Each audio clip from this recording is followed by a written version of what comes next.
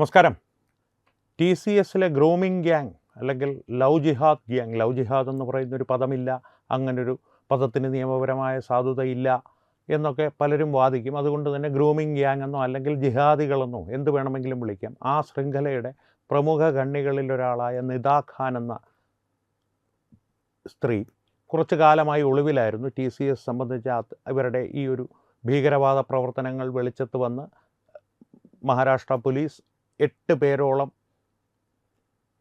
ഉൾപ്പെട്ട ഒരു പ്രതിപട്ടിക തയ്യാറാക്കി. അതിൽ 7 പേരെ അറസ്റ്റ് ചെയ്ത്, 6 പേരെ അറസ്റ്റ് ചെയ്ത് 7ാമതൊരാളെ കസ്റ്റഡിയിൽ വെച്ച് ചോദ്യം ചെയ്തുകൊണ്ടിരിക്കുകയാണ്. നിദാ ഖാനെ കൂടി ലഭിച്ചാലേ അവർ തമ്മിലുള്ള ബന്ധമോ കൂടുതൽ വിവരങ്ങളോ അനുസരിച്ച് FIR തയ്യാറാക്കി അവരെയും പ്രതിപട്ടികയിൽ ചേർക്കുവാൻ സാധിക്കുകയുള്ളൂ.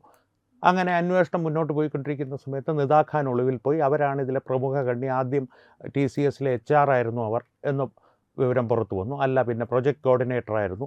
കോൾ സെൻറ്റർ പോലുള്ള സ്ഥലങ്ങളിൽ പ്രൊജക്ട് കോർഡിനേറ്റർക്ക് HR-ന് മേൽ ഉദ്യോഗസ്ഥർക്ക്, അവിടുത്തെ ആളുകളുടെ മേൽ സ്വാധീനം കാണും. അവിടുത്തെ ജോലിക്കാരുടെ മേലും അവിടെ ജോലി ചെയ്യാനെത്തുന്നവരുടെ മേലും സ്വാധീനം കാണും. പ്രത്യേകിച്ചൊരു പെൺകുട്ടിയാകുമ്പോൾ പെൺകുട്ടികളുടെ മേൽ. ഈ പ്രൊജക്ട് കോർഡിനേറ്റർ എന്ന് പറഞ്ഞു കഴിഞ്ഞാൽ പല പ്രൊജക്റ്റുകളുടെ ടീം ലീഡറിനും ഒരു അല്പം മുകളിൽ, എന്നാൽ പ്രൊജക്ട് മാനേജറിനും താഴെ. അങ്ങനെയാണ് സാധാരണ ടി സി എസിലെ ഒരു ഘടനാ സംവിധാനം അനുസരിച്ച് ഇവർ പ്രവർത്തിക്കുന്നത്. ടി സി എസിലെ മാത്രമല്ല, ഒരുവിധപ്പെട്ട എല്ലാ കോൾ സെൻറ്ററുകളിലും ഈ പ്രൊജക്ട് കോർഡിനേറ്റർ എന്ന് പറയുന്നത് വളരെ അടുത്ത കാലത്തായിട്ട്, എൻ്റെ ഓർമ്മ ശരിയാണെങ്കിൽ ഏണസ്റ്റ് ആൻഡ് യങ് പോലുള്ള കമ്പനികൾ തുടങ്ങി വെച്ചൊരു പദവിയാണ്.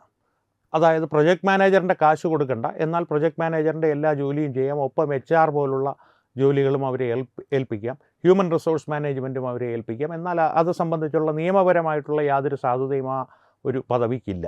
അതിനു വേണ്ടിയിട്ട് വളരെ തന്ത്രപരമായി വയ്ക്കുന്നൊരു പദവിയാണ് ഈ പ്രൊജക്ട് കോർഡിനേറ്റർ എന്ന് പറയുന്നത്. അത്തരത്തിലുള്ള തന്ത്രപരമെന്ന് പറയുന്നത് ആരെയും കളിപ്പിക്കാനല്ല, പക്ഷേ അതിൻ്റെ ഒരു സാങ്കേതികത്വം കമ്പനിക്ക് സാധകമായി വരുന്ന രീതിയിൽ ഉപയോഗിക്കുന്നു എന്ന് മാത്രം. നിയമത്തിലെ ഒരു പഴുതോ അല്ലെങ്കിൽ നിയമത്തിലെ ഒരു വ്യവസ്ഥയോ അവർ ഉപയോഗിക്കുന്നു എന്ന് മാത്രം, ഒരു സാന്ദർഭികമായി പറഞ്ഞു എന്ന് മാത്രം. അങ്ങനെയുള്ള ഈ നിദാ ഖാൻ ഒളിവിലായിരുന്നു.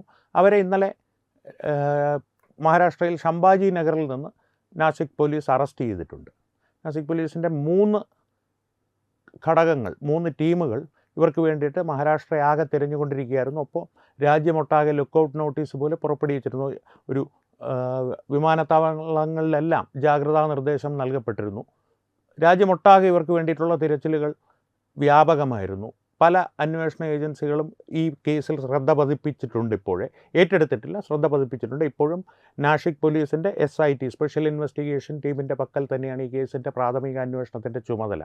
അവർ ഇന്നലെ ശംഭാജി നഗറിൽ വെച്ച് ഇവരെ അറസ്റ്റ് ചെയ്തു. നിദാ ഖാനെ അറസ്റ്റ് ചെയ്ത് കസ്റ്റഡിയിലെടുത്തു. അപ്പോൾ എന്തുകൊണ്ടാണ് 1 മാസത്തിന് മേലെയായി, ഏതാണ്ട് 2 മാസത്തോളമായി എന്ന് തന്നെ കരുതിക്കുള്ളൂ ഇവർ ഒളിവിൽ പോയിട്ട്, ഇവരെ എന്തുകൊണ്ട് അറസ്റ്റ് ചെയ്തില്ല? ആദ്യകാലങ്ങളിൽ ഇവർ ഒളിവിൽ പോയ സമയത്ത് ഇവരെ അന്വേഷിച്ച് 3 ഘടകങ്ങളായി പിരിഞ്ഞ് സ്പെഷ്യൽ ഇൻവെസ്റ്റിഗേഷൻ ടീം അന്വേഷണം നടത്തുന്ന വേളയിൽ പലപ്പോഴും ഇവർ തെന്നി മാറിക്കൊണ്ടിരുന്നു അവരുടെ പിടിയിൽ നിന്നും. പക്ഷേ കുറച്ച് കഴിഞ്ഞപ്പോൾ നമുക്ക് അറിയുവാൻ കഴിയുന്ന വിവരങ്ങളനുസരിച്ച് SITക്ക് കൃത്യമായി ഇവരെവിടെയുണ്ടെന്നുള്ള വിവരം ലഭിക്കുകയും വലവിരിച്ച് കാത്തിരിക്കുകയുമായിരുന്നു. കാരണം ഇവരൊരു മുൻകൂർ ജാമ്യാപേക്ഷ കോടതിയിൽ നൽകിയിരുന്നു. അതിൻ്റെ ഫലം എങ്ങനെ വരും എന്നുള്ളത് അറിയുവാൻ വേണ്ടി SIT കാത്തിരിക്കുകയായിരുന്നു. എന്നാലും ഇവർ നിരീക്ഷണത്തിൽ തന്നെയായിരുന്നു. കോടതി ആ മുൻകൂർ ജാമ്യാപേക്ഷ നിരസിച്ചു കഴിഞ്ഞപ്പോൾ, ഗർഭിണിയാണ് ഞാൻ, അതുകൊണ്ട് എന്നെ മുൻകൂർ ജാമ്യത്തിൽ അല്ലെങ്കിൽ ജാമ്യത്തിൽ വിടണം, മുൻകൂർ ജാമ്യം നൽകണം എന്നുള്ളൊരു അപേക്ഷയാണ് ഇവർ കോടതിയിൽ നൽകിയിരുന്നത്. അത് തള്ളപ്പെട്ടു. അതിനുശേഷമാണ് കൃത്യമായ ഒരു പദ്ധതിയോടുകൂടി ശംഭാജി നഗറിൽ ഇവരെ SIT കസ്റ്റഡിയിലെടുക്കുന്നത്. ഇന്ന് അവരെ മജിസ്ട്രേറ്റിൻ്റെ മുമ്പിൽ ഹാജരാക്കും. കൂടുതൽ ചോദ്യം ചെയ്യലുകളും ഈ കേസുമായി ബന്ധപ്പെട്ട കൂടുതൽ വസ്തുതകളുടെ വെളിപ്പെടുത്തലുകളും ഇനി വരും ദിവസങ്ങളിൽ ഉണ്ടാകുമെന്നുള്ളത് തീർച്ചയാണ്. എന്നാൽ ആന്തരിക വൃത്തങ്ങളിൽ നിന്ന് നമുക്കറിയുവാൻ കഴിയുന്നത് കണ്ടതൊന്നുമല്ല ഈ കേസിൻ്റെ ഒരു പിന്നാമ്പുറം.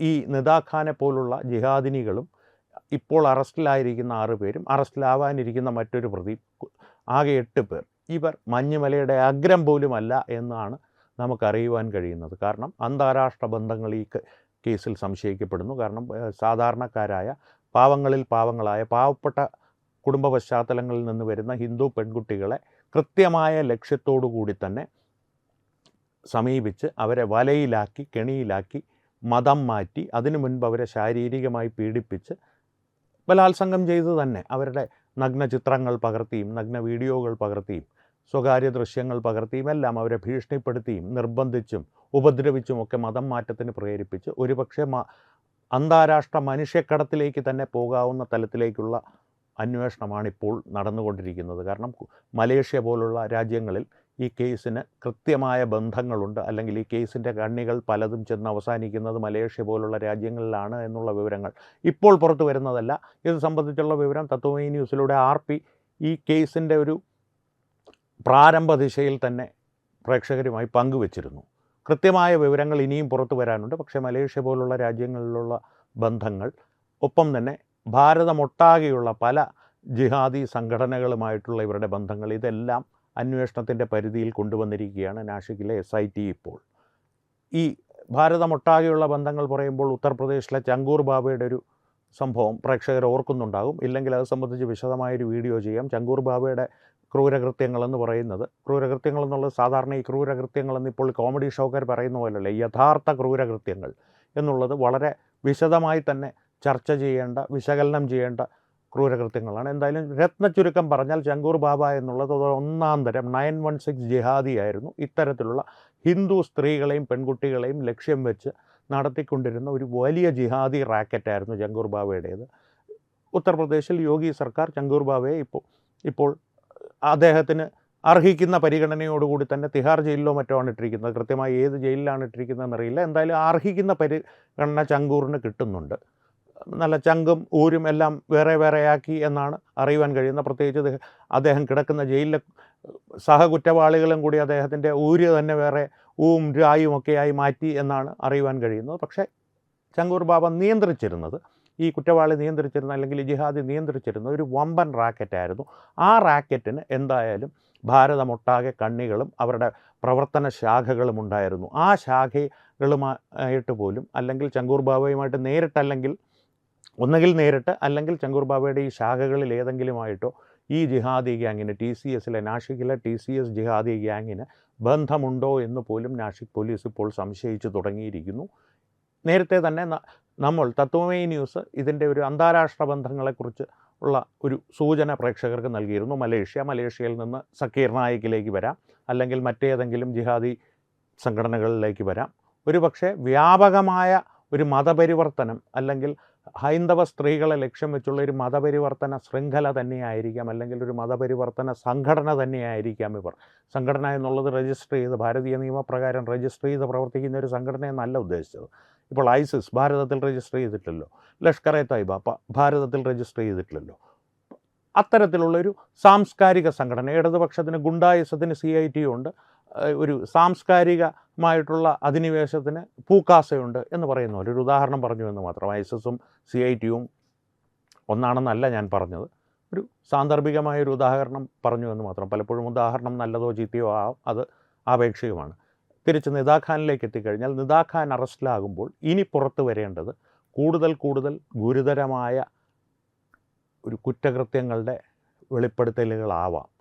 ഒരു പക്ഷേ അതിനുള്ള സാധ്യതകൾ വളരെയേറെയാണ്. ഇതിൽ ശ്രദ്ധിക്കേണ്ട കാര്യം, വീണ്ടും ഞാൻ ആവർത്തിച്ച് ഇതുപോലുള്ള വാർത്തകൾ, അല്ലെങ്കിൽ വാർത്തകളുടെ വിശകലനങ്ങൾ നടത്തുമ്പോൾ പ്രേക്ഷകരോട് ഒരപേക്ഷ പോലെ പറയുന്നത്, നിദാഖാൻ എന്നുള്ളത് ഒരു വ്യക്തിയല്ല, അതൊരു പരിച്ഛേദം മാത്രമാണ്. നിദാഖാൻ ഒരു രോഗലക്ഷണമാണ്. ഇത്തരത്തിലുള്ള രോഗലക്ഷണങ്ങൾ നിങ്ങളുടെ സ്കൂളുകളിൽ കാണാം, നിങ്ങളുടെ കുട്ടികൾ പഠിക്കുന്ന സ്കൂളുകളിൽ കാണാം, മറ്റ് വിദ്യാഭ്യാസ സ്ഥാപനങ്ങളിൽ, കോളേജുകളിലാവട്ടെ, മറ്റേതെങ്കിലും സമാന്തര വിദ്യാഭ്യാസ സ്ഥാപനങ്ങളിലാവട്ടെ, പാരലൽ കോളേജുകളിലോ അല്ലെങ്കിൽ സമാന്തര കോളേജുകളിലോ മറ്റെവിടെയെങ്കിലും ആകട്ടെ, ജോലി ചെയ്യുന്ന സ്ഥലങ്ങളിലാകാം, സ്ഥിരമായി യാത്ര ചെയ്യുന്ന വാഹനങ്ങളിൽ പോലുമാകാം ഇത്തരത്തിലുള്ള നിദാഖാന്മാർ പ്രത്യക്ഷപ്പെടുന്നത് നിങ്ങളുടെ പെൺമക്കളെ ലക്ഷ്യം വെച്ചുകൊണ്ട്. അതുകൊണ്ട് ജാഗ്രത പാലിക്കുക എന്നുള്ളത് മാത്രമേ പറയുവാനുള്ളൂ. വീണ്ടും ഒരു അപേക്ഷയായി പറയുകയാണ്. പക്ഷേ ഗജ ഫ്രോഡ് രാഹുൽ ഈശ്വറിൻ്റെ കുടുംബക്കാർ പറയുന്നത് പോലെ ഞങ്ങൾക്ക് കുഴപ്പമില്ല, ഞങ്ങൾക്ക് ആൺമക്കളാണല്ലോ എന്നാണ് നിങ്ങളുടെ ധാരണയെങ്കിൽ പോലും, അല്ലെങ്കിൽ നിങ്ങളുടെ മനോഭാവമെങ്കിൽ പോലും, നിങ്ങളും സൂക്ഷിക്കണം. ആൺകുട്ടികളെ ലക്ഷ്യം വെച്ച് മറ്റൊരു തരത്തിലുള്ള പ്രവർത്തനവും ജിഹാദികൾ ഇപ്പോൾ തുടങ്ങിയിട്ടുണ്ടെന്നല്ല, അവർ ഒരുപക്ഷെ വളരെ മുമ്പ് തന്നെ തുടങ്ങിയിട്ടുണ്ടാവാം. അത് സംബന്ധിച്ചുള്ള വിവരങ്ങൾ നാം ഇപ്പോഴാണ് അറിയുന്നതെന്ന് മാത്രം. കാരണം അടിസ്ഥാനപരമായിട്ട് ഇരകൾ എപ്പോഴും വേട്ടമൃഗം കഴുത്തിൻ്റെ അടുത്തെത്തിക്കഴിഞ്ഞേ വിവരം അറിയാറുള്ളൂ. അതിൽ തന്നെ ഇരകളിൽ ഒരു മാധ്യമപ്രവർത്തകനായതുകൊണ്ട് മാത്രം ഇത്തരം വിവരങ്ങൾ കുറച്ചുകൂടി മുമ്പേ അറിഞ്ഞ് നിങ്ങളുമായി പങ്കുവയ്ക്കുവാനുള്ള ഒരു അവസരം എനിക്ക് ലഭിക്കുന്നു എന്ന് മാത്രം. എന്തായാലും ആൺകുട്ടികളെ പോലും ലക്ഷ്യം വെച്ച്, അതൊരു പക്ഷേ പെൺകുട്ടികളെ ചെയ്യുന്നത് പോലുള്ള പ്രവർത്തനങ്ങൾക്ക് വേണ്ടിയിട്ടായിരിക്കില്ല, അല്ലെങ്കിൽ ഒരു കൃഷിയിടമായി ഉപയോഗിക്കുവാനായിരിക്കില്ല. അവർക്ക് വേണ്ടിയിട്ട് പോയി വല്ലയിടങ്ങളിലും പൊട്ടിത്തെറിക്കുവാനും ഭീകരപ്രവർത്തനങ്ങൾ നടത്തുവാനും അല്ലെങ്കിൽ അവരുടെ ഈ ആശയങ്ങൾ പ്രവർത്തിക്കുവാനും എന്തിന് അഫ്ഗാനിസ്ഥാനിലോ സിറിയയിലോ അയച്ച ഐസിസിൻ്റെ ക്യാമ്പിലോ അൽഖയ്ദയുടെ ക്യാമ്പുകളിലോ ഒരു പരിശീലനം നടത്തുവാൻ ഒരു ഭീകരനായി ഭാരതത്തിലേക്ക് തിരിച്ചെത്തുവാനോ വേണ്ടിയായിരിക്കാം ഇത്തരത്തിലുള്ള ഒരു ശൃംഖലകൾ അല്ലെങ്കിൽ സംഘടനകൾ നമ്മുടെ ആൺകുട്ടികളെ ലക്ഷ്യം വയ്ക്കുന്നത്. എന്തായാലും അപകടം നിറഞ്ഞ ഒരു സാഹചര്യമാണ് നിദാഖാൻ്റെ അറസ്റ്റോടുകൂടി വെളിവായി വരുന്നത്. കൂടുതൽ വിവരങ്ങൾ വരും ദിവസങ്ങളിൽ പുറത്തു വരുമെന്ന് പ്രതീക്ഷിക്കുന്നു. ആ വിവരങ്ങൾ പുറത്തു വരുന്നതിനനുസരിച്ച് അതിൻ്റെ വിശകലനങ്ങളും നമുക്ക് ചെയ്യാം.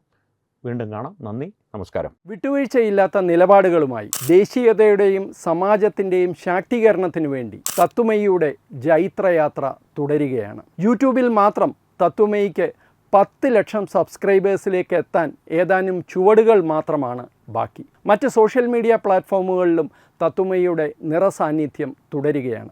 ഈ അവസരത്തിൽ ഞങ്ങൾക്ക് നിങ്ങളോടുള്ള അഭ്യർത്ഥന ഞങ്ങളോടൊപ്പം നിൽക്കുക എന്നുള്ളതാണ്. നിങ്ങൾ ഉപയോഗിക്കുന്ന ഏത് സോഷ്യൽ മീഡിയ പ്ലാറ്റ്ഫോം ആണെങ്കിലും ഞങ്ങളുടെ വരിക്കാരാകുക, ഞങ്ങളെ സബ്സ്ക്രൈബ് ചെയ്യുക, നിങ്ങളുടെ സുഹൃത്തുക്കളിലേക്ക് തത്വമയിയുടെ ഈ സന്ദേശം പ്രചരിപ്പിക്കുക. ഞങ്ങളോടൊപ്പം നിൽക്കൂ, രാഷ്ട്രത്തോടൊപ്പം നിൽക്കൂ, ദേശീയതയ്ക്കൊപ്പം സഞ്ചരിക്കൂ.